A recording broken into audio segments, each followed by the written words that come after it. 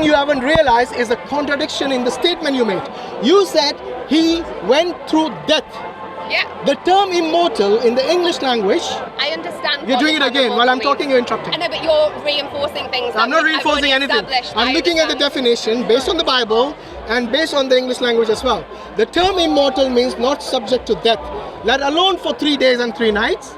Not subject to death even for a microsecond, like the Father. The Father never ever died. No, he didn't. Good. And I didn't. The Son, according to you, died on the cross for 3 days and 3 nights. Yeah. Do you agree? So for 3 days and 3 nights, was he mortal or immortal? Well, he was obviously mortal because Thank you. You cannot die Thank if you are okay. immortal. So if he was, let me finish. No, because I've already addressed the answer. I've already given you. No, you haven't. You've contradicted yourself. yourself. No, I haven't. You haven't. No, I haven't. Where's your husband, by the way? I would like to have a word with him as well. I mean, maybe if he agrees with you. Because the thing he is, will, because it's a Christian faith and he's also a Christian. No, not necessarily all Christians agree. Trust me. I've come across many. In fact, if I ask everyone about the definition of Trinity, I get as many answers as the number of people I ask. Because you see, when Jesus, the whole purpose of you being saved is because of the death of Jesus. Am I right? Yeah, and resurrection. Yeah, exactly. So if I ask you this question, does death and resurrection apply to an immortal being? Listen to the question before you answer. Yeah. Immortal being means, and correct me if my definition is wrong. Immortal from what I've seen, yes, and this is the term athanasia in Greek. Okay. Okay, it means not subject to death. Yeah. Means anytime. Not for a part of the day or night, not for a part of 3 days or night, not even for a microsecond. Like the Father means no death touches him. No death applies to him. Okay?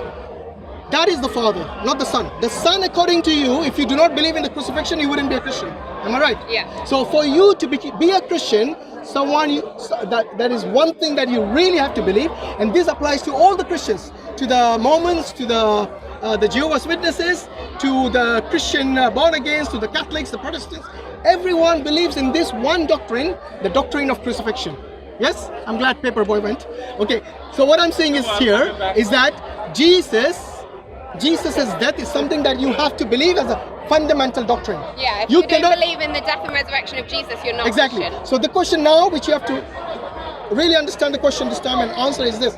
Does death and resurrection apply to a being who never dies at all? An immortal being? So it doesn't apply to God the Father, because we've already established that. Yes.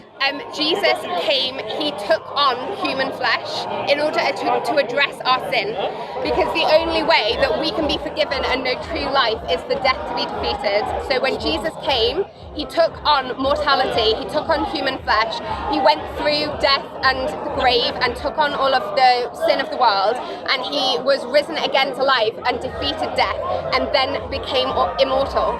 Okay, so for you, I think the meaning of immortal is lost in this. It isn't lost. Look, I let you speak without interrupting. I know, that's fine, but you're being quite patronising. No, I'm not patronising. I don't understand. No, because you don't actually. Because based on what you said he went through death.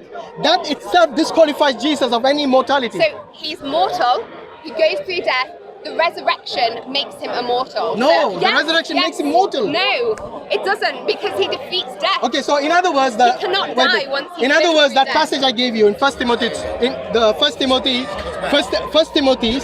Bro, one second. 1 Timothy 6:16. Yeah, wait. 1 Timothy 6:16 says, he alone.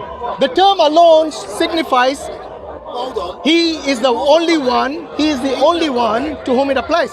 It shows exclusivity. So you see what I mean? Concentrate on what there's like exclusive. He's not talking from himself. He's not talking from the Quran. He's talking from his view. By the way, if you stop touching, there's no need. And explain it from the Quran's view as a Muslim. But stop a minute. Stop. Okay, anyway. Had he gone and listened to explain from sorry, it's getting a little bit overly aggressive. On the So Quran. I'm just going to make an exit and maybe you can talk to someone else. If you want, you can continue this. We don't have to respond to it. Yeah, no, that's the reason I didn't want and many people to interrupt. I've just kind of, I don't think, I've made my point, and I wanted to ask we're not you. here to be answered. I'm going to ask you one question. You can go, that's fine. I do not talk to hecklers. Do you have a spirit? Do you have a soul? I do not talk to hecklers. So anyway, I think with this we probably conclude. The ones who watch the She videos. only run away. Okay, guys, Standing here. come in the side. You cannot. Hashim will only run away. Yes. I ran away from mad people, you're right. Yeah, you are insane. That's why you come foolish. So, basically, Hashim will only run away. stop shouting, that's very rude. Okay, don't shout in my ear. I'm shouting on his ear. Get away from me. Get away. Okay? You see, this is called harassment. It's not And I harassment. think You're on camera. anyone who You touch me shouts in the first. ear is called You harassment. touch me first. Yes. You're a liar. You stop heckling. I'm not heckling you. You're a liar. You are empty. Stop You have spitting on nothing me. to offer. You're a Do you guys liar. always spit? What's this, man? Go away. Okay, come here.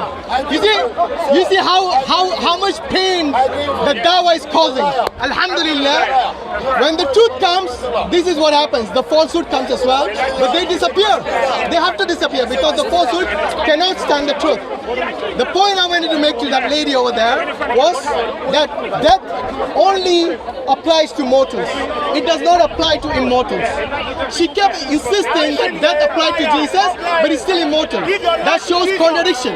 Yes, the reason family is very angry is because I destroyed him very badly, and he's still licking his wounds. Follow Jesus. Jazakallah khairan. Assalamu alaikum wa rahmatullahi wa barakatuh. Muhammad, we go to her.